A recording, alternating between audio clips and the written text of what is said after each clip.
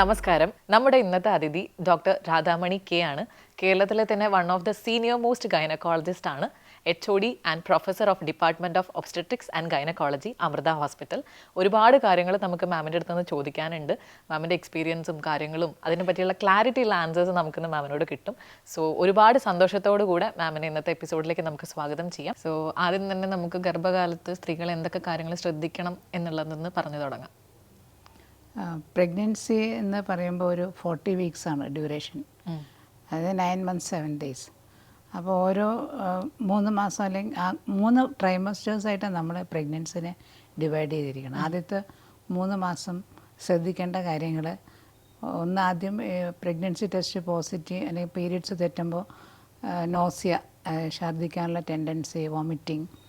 അപ്പോൾ അത് വരുമ്പോൾ അത് എങ്ങനെ അത് പരിഹരിക്കാമെന്നുള്ള മാർഗങ്ങൾ നമ്മൾ തന്നെ ശ്രദ്ധിക്കേണ്ട കാര്യമുണ്ട്. ഡോക്ടറിനെ സമീപിക്കുക, ടാബ്ലറ്റ്സ് കഴിക്കണമെങ്കിൽ കഴിക്കുക. കൂടുതൽ പ്രാവശ്യം ശ്രദ്ധിക്കുകയാണെങ്കിൽ അത് ഡീഹൈഡ്രേഷൻ ഉണ്ടാകും അമ്മയ്ക്ക്. അപ്പോൾ അത് ഡീഹൈഡ്രേഷൻ ഉണ്ടാവാതിരിക്കാൻ അത് വീട്ടിലുള്ളവരും കൂടി ശ്രദ്ധിച്ചിട്ട് ആവശ്യത്തിന് ഇടയ്ക്കിടയ്ക്ക് അവർക്ക് അങ്ങനെ വെള്ളം അധികം കുടിക്കാനൊന്നും പറ്റില്ല ആദ്യം. അപ്പോൾ അതാണ് ഒന്ന് ശ്രദ്ധിക്കേണ്ടത്. രണ്ടാമത് ശ്രദ്ധിക്കേണ്ടത് ബ്ലീഡിങ് വല്ലതും ഉണ്ടാവുകയാണ്, അതിന് മിസ്കാരേജ് എന്നാണ് പറയുന്നത്. മിസ്കാരേജ് തന്നെ ചിലപ്പം ചെറിയ ബ്ലീഡിങ് അല്ലെങ്കിൽ പ്ലാസൻ്റ, അതായത് കുഞ്ഞിന് എല്ലാ ആഹാരവും നറിഷ്മെൻറ്റ് കൊടുക്കുന്ന പ്ലാസൻ്റയ്ക്ക് ഒരു 1/3 കുറവാണ് സെപ്പറേറ്റ് ചെയ്തിട്ടുള്ളതെങ്കിൽ ചിലപ്പോൾ ആ പ്രഗ്നൻസി കണ്ടിന്യൂ ചെയ്യും. അപ്പോൾ അതിന് നമ്മൾ ത്രെറ്റൻഡ് അബോർഷൻ എന്നാണ് പറയുന്നത്. അല്ല ചിലപ്പോൾ ഭയങ്കര ബ്ലീഡിങ് ആയിരിക്കാം. അപ്പോൾ അങ്ങനെയാണെങ്കിലും അതാണ് ഒരു ബ്ലീഡിങ് ഉണ്ടെങ്കിൽ നമ്മൾ വേഗം തന്നെ ഡോക്ടറെ സമീപിക്കണം. രണ്ടാമതുള്ള പ്രശ്നം, ശക്തിയായി വേദന വരും. ശക്തിയായിട്ട് വേദന വന്ന് പേഷ്യൻ്റ് കൊളാപ്സ് ചെയ്യുന്ന ലെവലിലേക്ക് പോവുകയാണ്, പെട്ടെന്ന് തല ഇറങ്ങി വീഴാണെങ്കിൽ അത് നിസ്സാരമായി കണക്കാറ്. പെട്ടെന്ന് തന്നെ വീട്ടിലുള്ള വേഗം അത് ചിലപ്പോൾ പ്രഗ്നൻസി യൂട്രസിനുള്ളിലായിരിക്കത്തില്ല, എക്ടോപ്പി പ്രഗ്നൻസി എന്ന് പറയും. അങ്ങനെയുള്ള ഒരു സ്ഥിതിവിശേഷമാണ് പേഷ്യൻ്റ് പെട്ടെന്ന് കൊളാപ്സായി പോകുന്നത്. അപ്പോൾ അത് സാധാരണ കവിഞ്ഞൊരു വേദന വന്നാൽ അതവർ വേഗം പിന്നെ അതിനുള്ള ആ ഒരു അറിവുണ്ടാവണം. പിന്നെ രണ്ടാമത് യൂറിനറി ഇൻഫെക്ഷൻ, അതും കോമൺ ആണ് പ്രഗ്നൻസിയിൽ. അങ്ങനെ വന്നു കഴിഞ്ഞാൽ അതിൻ്റേതായ കുറച്ച് പ്രശ്നങ്ങളൊക്കെ ഉണ്ടാവും. അപ്പോൾ ആദ്യത്തെ 3 മാസം നമ്മൾ ശ്രദ്ധിക്കേണ്ടത്, ഒന്ന് വോമിറ്റിംഗ് കൂടുതലാണോ. സാധാരണ ഒരു ചെറിയ രീതിയിലുള്ള നോസിയ, വോമിറ്റിംഗ് ഒക്കെ മിക്കവാറും പേർക്കും ഉണ്ടാവും. അതേസമയം എന്തെങ്കിലും ഒരു ബ്ലീഡിങ് ഉണ്ടാവുകയാണെങ്കിലോ അതെല്ലാം പെട്ടെന്ന് ഭയങ്കര ശക്തിയായി വേദന വന്ന് ഒന്ന് തലകറങ്ങി വീഴുകയാണെങ്കിലോ അത് ഓരോരുത്തരുടെ ഹെൽത്ത് അനുസരിച്ചിരിക്കും. ചിലർ പെട്ടെന്ന് കൊളാപ്സാവും, ചിലർക്ക് ആരോഗ്യമുള്ളവരാണെങ്കിൽ അവർക്ക് കുറച്ചും കൂടെ നിൽക്കാൻ പറ്റും. അപ്പോൾ അതാണ് ആദ്യത്തെ 3 മാസം ശ്രദ്ധിക്കേണ്ടത്. പിന്നീടുള്ള നമ്മളൊരു 7 മാസം വരെ ഉള്ള സമയത്ത് നമുക്ക് എഗെയിൻ ബ്ലീഡിങ് ഉണ്ടാവാം. അതല്ലാന്നുണ്ടെങ്കിൽ ചിലപ്പം ചിലർക്ക് വേദനയൊന്നും വരാതെ തന്നെ പ്രഗ്നൻസി എക്സ്പെൽ ചെയ്ത് പോകും. അതിന് നമ്മൾ ഗർഭാശയമുഖത്തിൻ്റെ ബലക്കുറവ് കൊണ്ട് വരുന്നത്.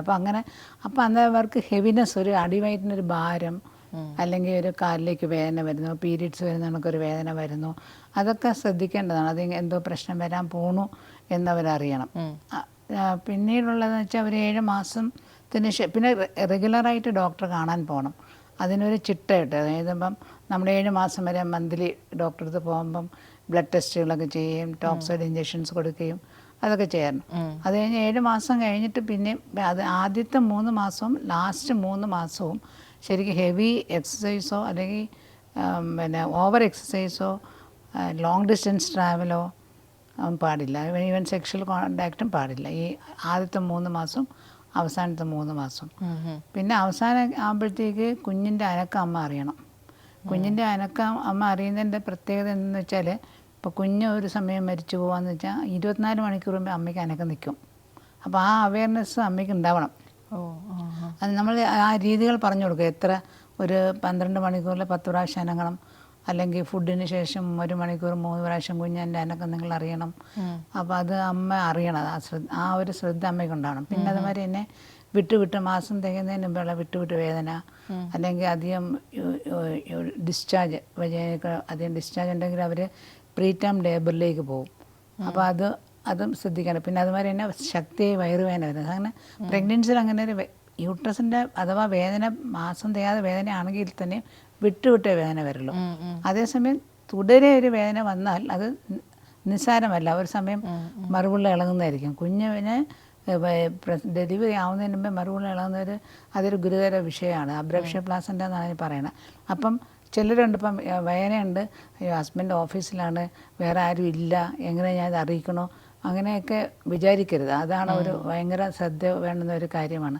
അതുമാതിരി അവർക്ക് ഇതിപ്പോൾ നോർമൽ പ്രഗ്നൻസിയുടെ കാര്യം ഞാൻ പറയണേ, ഓരോ കോംപ്ലിക്കേഷൻസ് ഉള്ളതിന്, ഇപ്പം ബ്ലഡ് പ്രഷർ ഉള്ളതിന് അപ്പോൾ അതിൻ്റേതായ ചുറ്റുവട്ടങ്ങൾ വേറെ ഉണ്ട്. അപ്പോൾ ഡെലിവറി അടുക്കുമ്പോഴത്തേക്ക് ഡോക്ടർ പറയുന്നതനുസരിച്ച് അഡ്മിറ്റ് ആവുക. ഇതൊക്കെയാണ് ശ്രദ്ധിക്കേണ്ട കാര്യങ്ങൾ. പിന്നെ തലവേദന, എന്തെങ്കിലും അൺയൂഷ്വലായിട്ട് ഒരു സിംറ്റം ഉണ്ടെങ്കിൽ അത് അവരെ വേഗം റിപ്പോർട്ട് ചെയ്യണം. ഡോക്ടർ ഇപ്പോൾ പറഞ്ഞല്ലോ, ആദ്യത്തെ ഒരു 3 മാസം, അവസാനത്തെ 3 മാസമാണ് ഏറ്റവും നമ്മൾ ശ്രദ്ധിക്കേണ്ടത്. പക്ഷെ മിക്കവാറും സ്ത്രീകൾ ആ സമയങ്ങളിൽ ജോലിക്ക് പോവുക, കാര്യങ്ങളൊക്കെ ചെയ്യില്ലേ? അപ്പോൾ അത് ബുദ്ധിമുട്ടുണ്ടാക്കില്ല? ജോലിക്ക് പോവാം. ജോലിക്ക് പോകാൻ ഈ നോസിയ വോമിറ്റിംഗ് കൊണ്ടങ്ങ് ഭയങ്കരമായിട്ടങ്ങ് ടയേർഡായി പോകണത് വളരെ കുറച്ച് പേരേ ഉള്ളൂ. അല്ലെങ്കിൽ അത് ടോളറേറ്റ് ചെയ്യാൻ ഓരോരുത്തർക്കും ഓരോ രീതിയിലാണത്.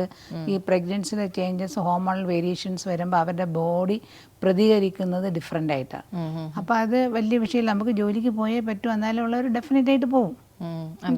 അതിപ്പോൾ നമ്മൾക്ക് ചിലർക്കിപ്പം ഇപ്പം നമുക്ക് 6 months ഒക്കെ ഡെലിവറി കഴിഞ്ഞ് ലീവ് എടുക്കുന്നെങ്കിൽ ചില ഒരു സമയം ഒരു ഡേറ്റിന് 2 ആഴ്ച മുന്നേ ലീവ് എടുക്കും.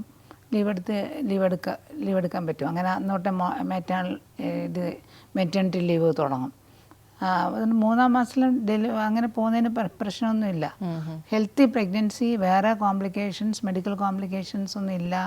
കുഞ്ഞിന് ഗ്രോത്തിന് കുറവില്ല, നല്ലോണം അനക്കാറിയുണ്ട്, എവറിത്തിങ് നോർമൽ ആണെന്നുണ്ടെങ്കിൽ അവർക്ക് പ്രഗ്നൻസി ഈവൻ പെയിൻ തുടങ്ങുന്നവരെ പോകുന്നവരുണ്ട്. ഹോസ്പിറ്റലിൽ ഇപ്പോൾ ഡോക്ടേഴ്സൊക്കെ ആണെങ്കിലും സിസ്റ്റേഴ്സൊക്കെ ആണെങ്കിലും നമ്മൾ ഡെലിവറി ചെയ്യുന്നിടത്ത് തന്നെയാണ് നമ്മൾ വർക്ക് ചെയ്യണമെങ്കിൽ നേരെ അങ്ങ് അവിടെ ലേബർ റൂമിൽ കയറിയാൽ മതിയല്ലോ.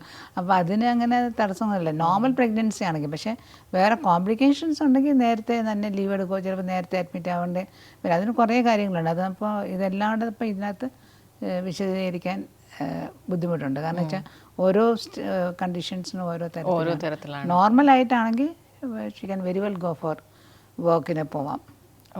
ആ കൂടെ ഹെവി വർക്ക് ആണെങ്കിൽ അത് ഒഴിവാക്കണം. പിന്നെ കുറേ യാത്ര ചെയ്തിട്ടായിരിക്കും ചിലർക്ക് ജോലിക്ക് പോകേണ്ടത്. അപ്പം അങ്ങനെയാണെങ്കിൽ അവർ അടുത്ത് താമസിക്കുന്നതായിരിക്കും നല്ലത്. ഓക്കെ. ഈ ഒരു സമയത്തെ നമുക്ക് ആഹാരക്രമത്തിൽ ചെറിയ ചെറിയ വ്യത്യാസങ്ങൾ എന്തായാലും വേണ്ടി വരുമല്ലോ. അതിൽ നമുക്ക് ഇപ്പോൾ പറയാൻ പറ്റുന്ന അല്ലെങ്കിൽ പെട്ടെന്ന് അപ്ലൈ ചെയ്യാൻ പറ്റുന്ന കുറച്ച് കാര്യങ്ങളൊന്ന് പറഞ്ഞു. ഫുഡ് നമ്മൾ ഫ്രീക്വൻറ്റ് സ്മോൾ മീൽസ് കഴിക്കണം. പ്രത്യേകിച്ച് നമുക്ക് പ്രഗ്നൻസി ആകുമ്പോൾ ഒരു കുഞ്ഞ് വളരണമല്ലോ.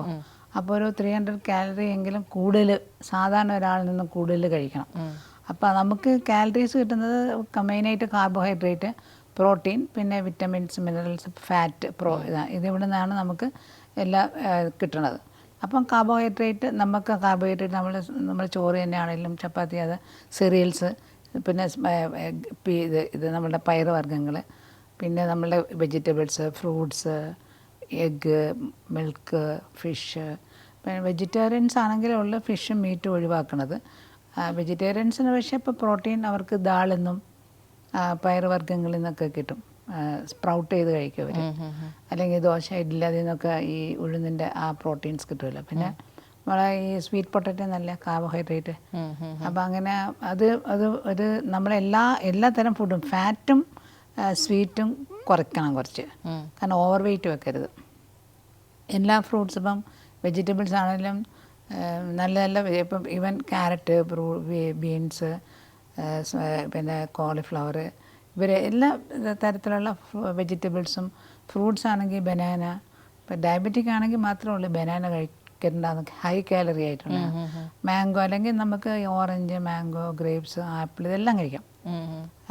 അത് പക്ഷേ ഒരു ഡയബറ്റിക് ആണെങ്കിൽ ഒരു 3 പോർഷനെ കഴിക്കാൻ പാടുള്ളൂ. അല്ലാന്നുണ്ടെങ്കിൽ നമുക്ക് ഇഷ്ടമുള്ള ആൾക്ക് കഴിക്കാം. അധികം മധുരം കഴിക്കേണ്ടതെന്ന് മാത്രമേ ഉള്ളൂ. കാലറി അതനുസരിച്ച് കഴിക്കണം. ഫ്രീക്വൻറ്റ് സ്മോൾ മീൽസാണ് എപ്പോഴും നല്ലത്. ഓവർ ഈറ്റിംഗ് വേണ്ട, പക്ഷേ ഒരു 5-6 പ്രാവശ്യമായിട്ട് ഫുഡ് കഴിക്കുക. തൈര് കഴിക്കണം, നല്ല സോൾട്സാണത്. മുട്ട കഴിക്കണം.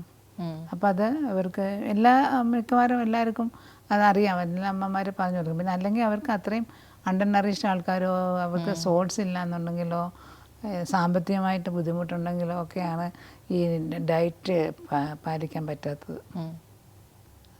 എന്നാലും എനിക്ക് തോന്നുന്നു ഇപ്പോൾ ചിലപ്പം ഗവൺമെൻറ് ഈ അയൽക്കൂട്ടം വഴിയൊക്കെ സപ്ലൈ ഉണ്ടാവും തോന്നുന്നു. അപ്പോൾ അവർക്ക് എങ്ങനെയായാലും എന്തുമായാലും കുഞ്ഞാവിന് ആവശ്യമുള്ള വലിച്ചെടുക്കും. അപ്പം അമ്മയ്ക്ക് ന്യൂട്രീഷൻ മെയിൻറ്റെയിൻ ചെയ്യും. കുറഞ്ഞു പോകും ചിലപ്പോൾ. പൊതുവേ നമ്മൾ ഡെലിവറി കഴിഞ്ഞിട്ടുള്ള ആളുകൾക്ക് ഭയങ്കര പെയിൻ പറയാറുണ്ട്. ഇപ്പോൾ ടോയ്ലറ്റ് പോകുന്ന സമയത്ത് അല്ലെങ്കിൽ ബ്ലഡിൻ്റെ അംശങ്ങൾ കാണാറുണ്ട്. അതിൻ്റെയൊക്കെ കാരണങ്ങൾ എന്തൊക്കെയാണ്? നമ്മുടെ ഇപ്പോൾ ഡെലിവറി കഴിഞ്ഞ 2 hours ആദ്യം യൂഷ്വലി യൂറിൻ പാസ് ചെയ്തിട്ട് നമ്മൾ അവരെ ഷിഫ്റ്റ് ചെയ്യാറുള്ളൂ. അപ്പോൾ ആ സമയത്ത് അവർക്ക് യൂറിൻ പാസ് ചെയ്യാൻ പറ്റില്ല, ഭയങ്കര പെയിൻ തോന്നുകയാണെങ്കിൽ ഏറ്റവും ഫസ്റ്റ് റൂൾ ഔട്ട് ചെയ്യേണ്ടത് ഈ നമ്മൾക്ക് സാധാരണ ഒരു മുറിവ് എപ്പിസോഡമി കൊടുത്തിട്ടാണല്ലോ തയ്ക്കണത്, ഡെലിവറി തയ്ക്കും. അതിൽ ബ്ലഡ് കളക്ട് ചെയ്ത് ഹെമറ്റോമ എന്ന് പറയും. അപ്പോൾ അങ്ങനെ അത് വേഗം നമ്മൾ ഇൻറ്റേർണൽ എക്സാം ചെയ്യുമ്പോൾ നമുക്ക് അറിയാൻ പറ്റും ഹെമറ്റോമ ഉണ്ടോ. ഹെമറ്റോമ ഉണ്ടായതുകൊണ്ടായിരിക്കും ചിലപ്പോൾ യൂറിൻ പാസ് ചെയ്യാൻ, അല്ലെങ്കിൽ അവർക്ക് ആ മലം പോണം എന്നുള്ളൊരു ടെൻഡൻസി, ആ വേദന ഉണ്ടാവും. അപ്പോൾ നമ്മൾ പരിശോധനയിൽ അറിയാൻ പറ്റും. അങ്ങനെയാണെങ്കിൽ അതിനുള്ള യഥാക്രമമുള്ള ചികിത്സ ആ ഹെമറ്റോമ കളക്ട് ചെയ്ത് ഡ്രെയിൻ ചെയ്യണം. 2 മണിക്കൂർ കഴിഞ്ഞ് പേഷ്യൻറ്റിനെ സാധാരണ ഷിഫ്റ്റ് ചെയ്ത് കഴിഞ്ഞാൽ പിന്നെ വീട്ടിൽ പോയി കഴിഞ്ഞിട്ടാണ് ഇവർക്ക് ഈ ബ്ലീഡിങ് മോഷൻ പാസ് ചെയ്യുമ്പം ബ്ലഡ് വരുന്ന 2 കാരണങ്ങളാണ്. ഒന്ന് അവർക്ക് ഈ മോഷൻ ചിലപ്പോൾ കോൺസ്റ്റിപ്പേഷൻ ആയിരിക്കും, കട്ടിയായിട്ടായിരിക്കും വരുന്നത്. പ്രത്യേകിച്ച് ഈ സമയത്ത് നമ്മളുടെ ഒരു രീതി അനുസരിച്ച് വെള്ളം കൊടുക്കത്തില്ല, വയറ് ചാടുമെന്ന് പറഞ്ഞു. പക്ഷേ വെള്ളത്തിൻ്റെ കുറവുകൊണ്ട് അതിൻ്റെ ആഫ്റ്റർ എഫക്റ്റ് എന്ന് പറഞ്ഞാൽ മോഷൻ സ്റ്റൂൾ കട്ടിയാകുമ്പോൾ അത് പോകാൻ വേണ്ടി സ്ട്രെയിൻ ചെയ്യുമ്പോൾ ഫിഷർ ഉണ്ടാവും. അതൊരു കാര്യം. പിന്നെ അല്ലെങ്കിൽ ചിലപ്പം ഹെമറോയിഡ്സ്, അവർക്ക് ഓൾറെഡി ഹെമറോയിഡ്സ് ഉണ്ടാവും. ഈ പ്രഗ്നൻസിയിൽ ഒരു ചേഞ്ച് എന്ന് പറയുമ്പോൾ വെരിക്കോസ് വെയിൻസ് ഡയലേറ്റ് ചെയ്യും. അപ്പോൾ ആ ഹെമറോയിഡ്സിൽ നിന്ന് ബ്ലീഡ് ചെയ്യാം. അപ്പോൾ അന്നേരം നമ്മളത് ഹെമറോയിഡ്സ് ആണോ ഫിഷറാണോ എന്നൊരു സർജനെ കാണിക്കുക. അതിനനുസരിച്ച് ലൈഫ് സ്റ്റൈൽ മോഡിഫിക്കേഷൻ, നല്ലോണം വെള്ളം കഴിക്കുക, ഫ്രൂട്ട്സ് കഴിക്കുക, അപ്പം മോഷൻ കട്ടിയാവാതിരിക്കാനുള്ള മരുന്നുകൾ കഴിക്കുക, അതിനുള്ള ഓയിൻമെൻറ്റ് പറ്റുക, അങ്ങനെ ഒക്കെ ചെയ്താൽ അതിന് പരിഹാരം ഉണ്ടാവും. നമ്മൾ പൊതുവേ പറഞ്ഞു കേട്ടിട്ടുള്ളതാണ് ചിലർക്ക് പ്ലാസൻ്റെ താഴെ വന്നു എന്നുള്ളത്. അത് എത്രത്തോളം അപകടകാരിയായിട്ടുള്ളൊരു സന്ദർഭമാണ്? അതൊരു 1 in 200 പ്രഗ്നൻസിയിൽ ഈ പ്ലാസൻ്റെ ലോ ലയിങ്, അതായത് പ്ലാസൻ്റെ യൂഷ്വലി നമ്മൾ യൂട്രസ് ഒരു അപ്പർ സെഗ്മെൻറ്റും ലോവർ സെഗ്മെൻറ്റും ഉണ്ട് യൂട്രസിന്. നോർമലി പ്ലാസൻ്റെ ഇരിക്കേണ്ടത് അപ്പർ സെഗ്മെൻറ്റിൽ, ഫണ്ടസ് എന്ന് പറയും യൂട്രസിൻ്റെ, അതിൻ്റെ പോസിറ്റീവ് ആൻറ്റീരിയലായിരിക്കും. പക്ഷേ ഈ പ്ലാസൻ്റെ ലോ ലയിങ്ങിന് പ്ലാസൻ്റെ പ്രീവിയ എന്ന് പറയും, പ്രീവയ, ഓൺ ദ വേ. മനസ്സിലായില്ലേ?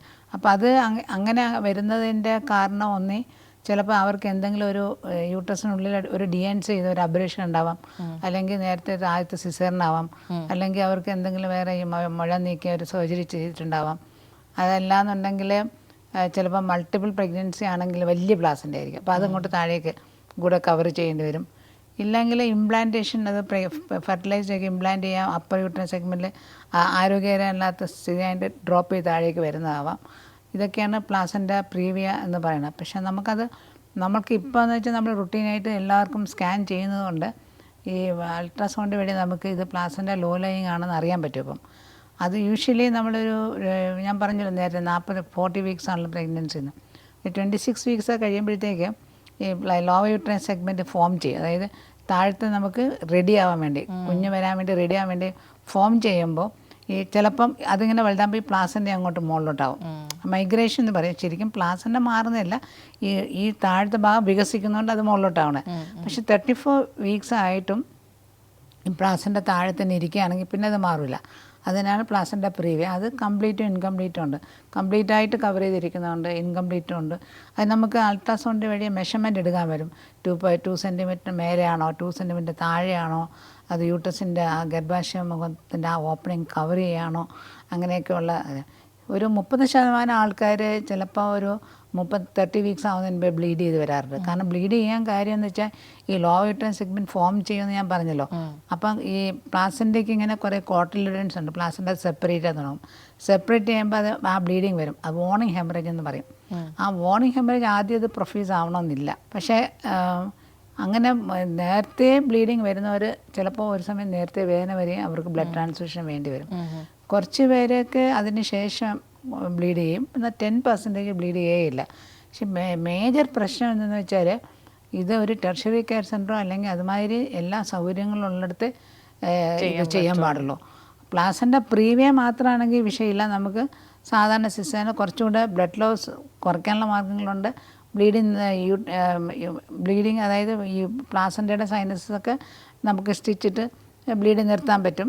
കാരണം ഈ ലോവറിലുള്ള പ്രശ്നം എന്ന് വെച്ചാൽ lower uterus segment upper uterus segment ഞാൻ പറഞ്ഞല്ലോ, സാധാരണ മറുകുള്ള ഇളകി കഴിയുമ്പോൾ അപ്പർ യൂട്രസ് സെഗ്മെൻറ്റ് ചുരുങ്ങും. ഈ ചുരുങ്ങി ബ്ലഡ് വെസലിനെയൊക്കെ കിങ്ക് ചെയ്യും. അങ്ങനെയാണ് നമുക്ക് ബ്ലീഡിങ് നിൽക്കുന്നത്. അതേസമയം ലോവർ യൂട്രസ് സെഗ്മെൻറ്റ് ആ കഴിവില്ല.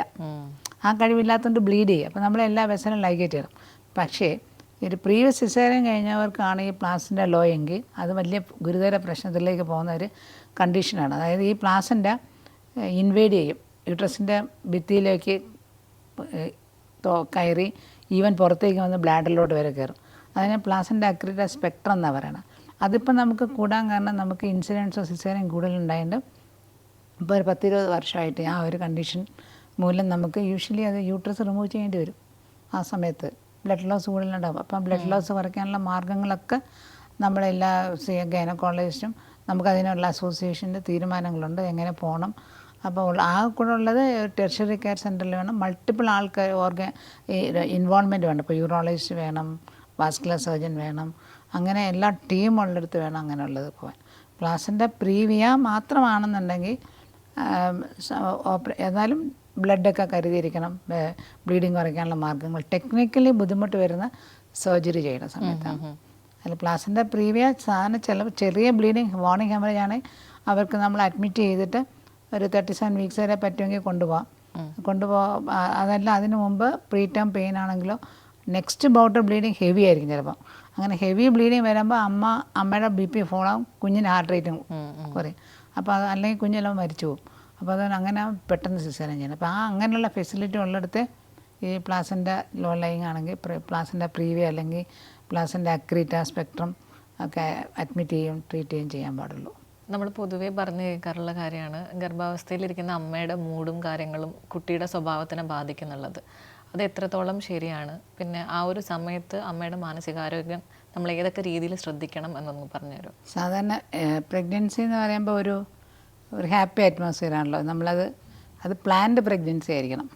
പ്ലാൻഡ് പ്രഗ്നൻസി ആണെങ്കിൽ നമുക്ക് എല്ലാവരും പ്രതീക്ഷയോട് കാത്തിരിക്കുന്ന വളരെ സന്തോഷമായിട്ടിരിക്കുന്ന ഒരവസ്ഥയാണ്.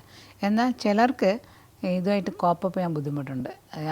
ഹോർമോണൽ ചേഞ്ചസ് ഒക്കെ വരുമ്പോൾ ഒന്ന് ഞാനിതെങ്ങനെ അതിജീവിക്കും, എനിക്ക് വല്ലാതെ ഛർദിലാവുന്നു, ക്ഷീണമാവണു, എനിക്ക് ഈ പ്രഗ്നൻസി സക്സസ്ഫുള്ളായിട്ട് കിട്ടുമോ, അങ്ങനെയൊക്കെയുള്ള കുറേ വറീസ് ചിലർക്ക്. ആങ്സൈറ്റി, ചിലർ ചെറിയ കാര്യങ്ങൾക്ക് ആങ്സൈറ്റി ഉള്ളവരുണ്ടല്ലോ.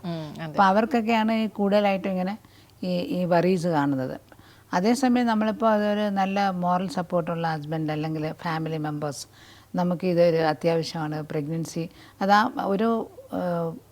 ഒരു മാനസികമായിട്ട് നമ്മൾ ഈ പ്രഗ്നൻസി ആവണം എന്ന് ഒരു തയ്യാറെടുപ്പുണ്ടാവണം. മനസ്സിലൊരു തയ്യാറെടുപ്പുള്ളവർക്ക് ഇത് പ്രശ്നമൊന്നുമില്ല. തയ്യാറെടുപ്പില്ലാതെ വരുന്ന ഒന്ന് അത് പ്ലാൻഡ് അല്ലാത്ത പ്രഗ്നൻസി, 2 മോറൽ സപ്പോർട്ട് ഇല്ലാത്ത വീട്. ഇപ്പം അവർക്ക് അവരുടെ വീട്ടിലെ അറ്റ്മോസ്ഫിയർ എങ്ങനെയാണ്, ഈ പ്രഗ്നൻസി ആകുമ്പോൾ ഒരു കൂടുതൽ കരുതൽ വേണം, അല്ലെങ്കിൽ ന്യൂട്രീഷ്യസ് ഡയറ്റ് കൊടുക്കണം. അങ്ങനെ ചിലപ്പോൾ എല്ലാവർക്കും ആ ഭാഗ്യം കിട്ടണമെന്നില്ല. രണ്ടാമത് മെയിനായിട്ടുള്ള പിന്നെ ഫിനാൻഷ്യൽ, കാരണം എന്തുവായാലും ആ കുറച്ച് എക്സ്പെൻസ് ഉണ്ടാവുമല്ലോ. അപ്പോൾ അത് പിന്നെ നാലാമതായിട്ടുള്ള ഓൾറെഡി ഇവർക്ക് വല്ല ബൈപ്പോളാർ നേച്ചർ ഉണ്ടായാൽ നമുക്കറിയില്ല, ചിലപ്പോൾ ഹൈഡ് വെച്ചിട്ടുണ്ടാവും. അങ്ങനെ ഉള്ള കുട്ടികളാണോ എന്നറിയില്ല. ചെറിയ ചെറിയ കാര്യങ്ങൾക്ക് പെട്ടെന്ന് വറിയടിക്കുന്നവരുണ്ട്. അപ്പോൾ അങ്ങനെ ഇപ്പം എനിക്ക് ഈവൻ ചിലർ ഇനിയിപ്പോൾ ഇതിപ്പോൾ സക്സസ്ഫുൾ ആവുമോ ഈ പ്രഗ്നൻസി, എനിക്കൊരു അമ്മയാകാൻ പറ്റുമോ, എനിക്ക് കുഞ്ഞിനെ നോക്കാൻ പറ്റുമോ, ഇല്ലെങ്കിൽ ഇനി തിരിച്ചും ചിന്തിക്കുന്നവരുണ്ട്, എൻ്റെ ഷേപ്പ് പോകില്ലേ, എനിക്കെൻ്റെ ജോലിക്ക് പോകാൻ പറ്റുമോ, എനിക്ക് പഴയ കണക്ക് കുഞ്ഞിനെ ആരും നോക്കും, പിന്നെ ഇപ്പോൾ എനിക്കെൻ്റെ കരിയർ പോകില്ലേ, അങ്ങനെ ചിന്തിക്കും. ഇപ്പോൾ ഈ അടുത്ത് TV-യിൽ കണ്ടില്ലേ ഒരു അമ്മ കുഞ്ഞിനെ കൊന്നിട്ട് പോയത്. അപ്പോൾ അവർ പറയണത് അവർക്ക് ജോലിക്ക് പോകാൻ പറ്റില്ല എന്നുള്ളതാണ്. അപ്പോൾ അങ്ങനെ പലതരം ചിന്തകളാണ്. അപ്പോൾ എസ്പെഷ്യലി അപ്പോൾ നേരത്തെ തൊട്ട് ഇങ്ങനെ ഇച്ചിരി അതായത് എല്ലാവർക്കും എല്ലാ കാര്യങ്ങളും ഫേസ് ചെയ്യാനുള്ള കറേജ് ഇല്ല. അപ്പോൾ ആ കറേജ് കുറവുള്ളവർക്ക് ഒരു ആങ്സൈറ്റി ഉണ്ടാവും. പക്ഷെ അവിടെയൊക്കെ നമ്മൾക്ക് എല്ലായിടത്തും ഒരു മോറൽ സപ്പോർട്ട് എന്ന് പറയുന്നത് ഭയങ്കരമാണ്. പിന്നെ അൺപ്ലാൻഡ് പ്രഗ്നൻസി ആകുമ്പോഴോ ഇല്ലെങ്കിൽ പിന്നുള്ളത് റെക്കറൻറ്റ് പ്രഗ്നൻസി ലോസ് ഉള്ളവരുണ്ട്. അതായത് പല പ്രഗ്നൻസി നഷ്ടപ്പെട്ടു, അബോട്ടായി പോയവരല്ലേ, ആദ്യത്തെ കുഞ്ഞ് വയറ്റിൽ നിന്ന് മരിച്ചുപോയി, അല്ലെങ്കിൽ 2-3 പ്രഗ്നൻസി പോയി, അല്ലെങ്കിൽ കുഞ്ഞ് ജനിച്ചതിന് ശേഷം മരിച്ചുപോയി. അപ്പോൾ അവർക്ക് ഈ പ്രഗ്നൻസി എനിക്ക് ഇതും കിട്ടുമോ.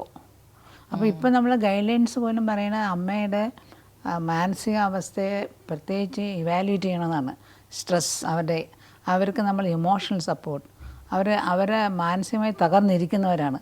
അപ്പോൾ അവർക്ക് ഈ പ്രഗ്നൻസി എങ്ങനെ കൊണ്ടുപോകാൻ പറ്റും എന്നുള്ള ആ ഒരു അത് ഏറ്റവും ആദ്യം ചെയ്യേണ്ട ആ മോറൽ സപ്പോർട്ടാണ്. കൗൺസിലിംഗ് മോറൽ സപ്പോർട്ടാണ് ഇപ്പം ഗൈഡ് ലൈൻസ് പോലും പറയുന്നത്. ഇപ്പോൾ റെക്കറൻറ്റ് പ്രഗ്നൻസി ലോസ് ആണെങ്കിലാണ് കൂടുതൽ ബാഡ് അപ്സെറ്റ് ഹിസ്റ്ററി അങ്ങനെയൊക്കെ പറയും നമ്മൾ. അപ്പോൾ അങ്ങനെ ഉള്ളവർക്കാണ് കൂടുതൽ ഈ സ്ട്രെസ് ഉണ്ടാവേണ്ടത്. ഈ പ്രഗ്നൻസി എങ്കിലും എനിക്ക് കിട്ടുമോ, വല്ലാത്ത ടെൻഷനായിരിക്കും അവർക്ക്. അല്ലാതെ സാധാരണ ഒരു പ്രഗ്നൻസി മീൻസ് എല്ലാവർക്കും എല്ലാം ഒരേപോലെ ഫേസ് ചെയ്യാൻ പറ്റില്ല, ആ കറേജ് ഇല്ലല്ലോ. അപ്പോൾ അവിടെയൊക്കെ നമ്മൾക്ക് അവെയർനെസ് ആണ് most important. Counselling and awareness and then moral support. നമ്മൾ പൊതുവേ കണ്ടുവരുന്ന അല്ലെങ്കിൽ ഇപ്പോൾ ആളുകൾ ഏറ്റവും കൂടുതൽ ഉപയോഗിക്കുന്നതാണ് പോസ്റ്റ് പാർട്ടം ഡിപ്രഷൻ എന്ന് പറയുന്നത്. അപ്പോൾ അത് എങ്ങനെയാണ് ഡീൽ ചെയ്യുന്നത്? അല്ലെങ്കിൽ പ്രഗ്നൻസി കഴിഞ്ഞു കഴിഞ്ഞാൽ നേരത്തെ പറഞ്ഞ ഒരു ഫാമിലി സപ്പോർട്ടിൻ്റെ ആവശ്യമുണ്ട്, അതിലപ്പുറത്തേക്ക് നമ്മൾ എന്തൊക്കെ ഗൈഡൻസ് അവർക്ക് കൊടുക്കണം? ഏകദേശം ഒരു 50% ആൾക്കാർക്ക് ആദ്യം ഒരു പോസ്റ്റ്മോർട്ടം ബ്ലൂസ് എന്ന് പറയുന്നത്. പോസ്റ്റ്മോർട്ടം ബ്ലൂസ് എന്ന് പറയുമ്പോൾ ഏകദേശം ഡെലിവറി കഴിഞ്ഞ് ഒരു 2 ദിവസം കഴിയുമ്പോൾ അവർക്ക് ചെറിയ ചെറിയ കാര്യങ്ങൾക്ക് തന്നെ മൂഡ് ചേഞ്ചസ്, ഇറിറ്റേഷൻ, പെട്ടെന്ന് കരയാൻ, പ്രത്യേകിച്ച് നമ്മൾ പ്രതീക്ഷിക്കാതെ കുഞ്ഞ് ICUയിലേക്ക് അങ്ങനെ പോകേണ്ടതെന്ന് അമ്മയ്ക്ക് താങ്ങാൻ പറ്റില്ല. നമ്മൾ പ്രതീക്ഷിക്കാതെയുള്ള കാര്യങ്ങളാണല്ലോ. അപ്പോൾ അങ്ങനെ അത് ആ പോസ്റ്റ്മോർട്ടം ബ്ലൂസിൽ മാക്സിമം ഒരു 5 ദിവസമൊക്കെ ആകുമ്പോഴത്തേക്ക് മാക്സിമം ആവും. പക്ഷേ അത് സെൽഫ് റിസോൾവിങ് ആണത്, 2 വീക്സിൽ മാറും. നമുക്ക് ഇപ്പം അവർക്ക് കുറേ വറീസ് ഉണ്ടാവും. എൻ്റെ കുഞ്ഞിനെ ശരിക്കും നോക്കുന്നുണ്ടോ, കുഞ്ഞ് അമ്മയുടെ കയ്യിൽ നിന്ന് വീഴുമോ, അല്ലെങ്കിൽ നമ്മളെ കുഞ്ഞിനെ നോക്കുന്നവർ ചിലപ്പോൾ സർവൻ്റാണെങ്കിൽ അവരുടെ കയ്യിൽ നിന്ന് വീഴുമോ, അല്ലെങ്കിൽ കുഞ്ഞിന് എനിക്ക് പാല് കൊടുക്കാൻ പറ്റുമോ. അപ്പോൾ അമ്മയും കുഞ്ഞും തമ്മിലൊരു ബോണ്ടിങ് ആവുന്നതിന് തന്നെ ഒരു 48 hours എടുക്കും. അപ്പോൾ ഈ സമയത്ത് ചെറിയൊരു കാര്യം മതി, പെട്ടെന്ന് അവർ കരയോ അല്ലെങ്കിൽ ദേഷ്യപ്പെടുകയോ അങ്ങനെയൊക്കെ ചെയ്യും. അപ്പോൾ അന്നേരം നമുക്കത് മനസ്സിലാക്കണം. അത് പ്രത്യേകിച്ച് അമ്മമാർക്ക് ആയിരിക്കും, അമ്മയോ ഹസ്ബൻഡിനോ അത് അവർക്ക് പറഞ്ഞു കൊടുത്ത് അവെയർനെസ് കൊടുത്ത് ശരിയാക്കാൻ പറ്റും. സാധാരണ രീതിയിൽ ഇങ്ങനെയുള്ളവർക്ക് നമുക്ക് ടാബ്ലറ്റ്സിൻ്റെ ആവശ്യം വരാറില്ല. പക്ഷേ അത് 2 വീക്സ് കൊണ്ട് മാറും. എന്നാൽ 2 വീക്സിന് ശേഷവും 1 മാസത്തിനുള്ളിൽ വീണ്ടും അവർക്ക് ഇതുമാതിരി ഉറക്കമില്ലായ്മ, mood swings, loss of appetite, അവർ ആഹാരം കഴിക്കുന്നില്ല, അതുകൊണ്ട് തന്നെ ലോസ് ഓഫ് വെയിറ്റ്, കുഞ്ഞിനെ ശ്രദ്ധിക്കുന്നില്ല, അങ്ങനെയൊക്കെ വരുമ്പോൾ നമുക്ക് തീരുമാനിക്കാം ഇത് ഡിപ്രഷനിലേക്ക് പോയി. ഡിപ്രഷനിലേക്ക് പോകുമ്പോൾ ആക്ച്വലി ശരിക്കും ചിലപ്പോൾ ഒരു കൗൺസിലിങ്ങും ഒരു ട്രീറ്റ്മെൻറ്റും വേണ്ടി വരും. അതിനുശേഷവും ഈ 1 മാസം കഴിഞ്ഞിട്ടും പിന്നെ അവർ ഒരു അബ്നോർമൽ ബിഹേവിയറിലേക്ക് പോവുകയാണെങ്കിൽ, അബ്നോർമൽ ബിഹേവിയർ ചിലപ്പം ഈ ഡിപ്രഷൻ്റെ സമയത്ത് തന്നെ ഒരു ഒബ്സഷൻ ഉണ്ടാവും അവർക്ക്. ഒരു കാര്യം തന്നെ പലവണ്ണം ചെയ്തുകൊണ്ടിരിക്കും, അതാണ് ഒബ്സഷൻ എന്ന് പറയുന്നത്. അപ്പോൾ ഒബ്സഷനോ അല്ലെങ്കിൽ അങ്ങനത്തെ കാര്യങ്ങൾ വരുമ്പോൾ അവിടെയും ആക്ച്വലി കൗൺസിലിംഗ് ആണ് മോസ്റ്റ് ഇമ്പോർട്ടൻറ്റ് തിങ് എന്ന് പറയുന്നത്. രണ്ടാമത് ശരിക്കുള്ള ഡിപ്രഷൻ അല്ലെങ്കിൽ സൈക്കോസിസിലേക്ക് പോകുന്നത് ഒന്നുകിൽ അവർക്ക് ഫാമിലി ഹിസ്റ്ററി ഉണ്ടാകും, അല്ലെങ്കിൽ ഇവർ ഒരു സമയം ബൈപ്പോളർ ആയിരിക്കും. ചില നേരം നല്ലത്, ചില നേരം ബൈപ്പോളർ, ഇല്ലെങ്കിൽ അവർ ഷിസോഫ്രീനിക് ആയിരിക്കും. മനസ്സിലായില്ലേ? ഒരു സമയം അവർ നമുക്ക് അങ്ങനെയുള്ളവർ ശരിക്കും പ്രഗ്നൻസി വരുമ്പോഴേ കണ്ടാൽ അറിയാം, അവർ ഭയങ്കര സാഡ് ഗ്ലൂമി ആയിരിക്കും അവരുടെ ഫേസ്. പക്ഷേ അങ്ങനെയുള്ളവർക്ക് ആക്ച്വലി ട്രീറ്റ്മെൻറ്റ് കണ്ടിന്യൂ ചെയ്യണം. അങ്ങനെയുള്ളവർ പ്രഗ്നൻസി കണ്ടിന്യൂ ചെയ്യാൻ അലൗ ചെയ്യാറുണ്ടോ? പ്രഗ്നൻസി കണ്ടിന്യൂ ചെയ്യാൻ അവർക്ക് അപ്പോൾ സേഫസ്റ്റ് ആയിട്ടുള്ള ഡ്രഗ് കൊടുക്കും. അവർ ഈ സൈക്യാട്രിസ്റ്റിന് ഡ്രഗ് കൊടുത്തിട്ട്, ഈവൻ ഭയങ്കര വേഴ്സ് ആയിട്ടുള്ളവരെ ഞാൻ കണ്ടിട്ടുണ്ട്. ആക്ച്വലി അവർക്ക് മൂവ്മെൻറ്റ്സ് ഒന്നും അവർ ശ്രദ്ധിക്കതേയില്ല, അവർക്ക് അറിയില്ല, അവർ ഉറക്കമായിരിക്കും. പക്ഷെ അതേസമയം അല്ലാതുള്ള കുട്ടികളുണ്ട്, ഡിപ്രഷനുള്ള കുട്ടികളിപ്പം ഡെലിവറി ചെയ്ത് കിടക്കുന്നത് നമുക്ക് ഇപ്പോഴുണ്ട്, ഞാൻ കാണുന്നൊരു പേഷ്യൻ്റുണ്ട്. അപ്പോൾ അതിനുള്ള ആ ടാബ്ലറ്റ്സും കൂടെ കൊടുക്കണം. നമ്മൾ സാധാരണ രീതിയിൽ ഈ ഡെലിവറി കഴിഞ്ഞ് അഥവാ എക്സാജറേറ്റ് ചെയ്യുകയാണെങ്കിൽ നമ്മൾ സൈക്യാട്രി കൺസൾട്ടേഷൻ ചെയ്തിട്ട് അതിനുള്ള മരുന്ന് കൊടുക്കും. അപ്പോൾ അത് ഏത് തരമാണ്, പോസ്റ്റ്മോർട്ടം ബ്ലൂസ് ആണെങ്കിൽ 2 ആഴ്ചയിൽ മാറും, ഡിപ്രഷൻ ആണെങ്കിൽ 1 മന്തിൽ അത് മാനിഫെസ്റ്റ് ചെയ്യും, സൈക്കോസിസ് ആണെങ്കിൽ ഇത് കണ്ടിന്യൂ ചെയ്യും, ഇവൻ അത് കുഞ്ഞിനെ ശ്രദ്ധിക്കില്ല, കുഞ്ഞിനെ അടുത്ത് എറിയും, അങ്ങനെ പലതരം ദൂഷ്യങ്ങൾ അവർ കാണിക്കും. വിഭ്രാന്തി, അബ്നോർമൽ ബിഹേവിയർ, ഇതൊക്കെയാണ് ഡെലൂഷൻസ്, ഹാലുസിനേഷൻസ്, അങ്ങനെയുള്ള കുറേ കാര്യങ്ങൾ ഈ സൈക്കോസിസ് ഉള്ളവർക്ക്. പക്ഷേ അതിന് appropriate treatment, psychiatry consultation treatment എടുക്കേണ്ടി വരും. ഓക്കെ, അപ്പോൾ ഇന്നത്തെ ഒരു പ്രഗ്നൻസി വിഷയത്തിൽ നമുക്ക് അവൈലബിൾ ആയിട്ട് വേറൊരു ബെസ്റ്റ് ഡോക്ടർ ഇല്ല. സോ ഒരുപാട് സന്തോഷത്തോടെയാണ് ഇന്നത്തെ എപ്പിസോഡ് ഞാൻ വൈൻഡ് അപ്പ് ചെയ്യണം. So thank you so much for joining us ma'am.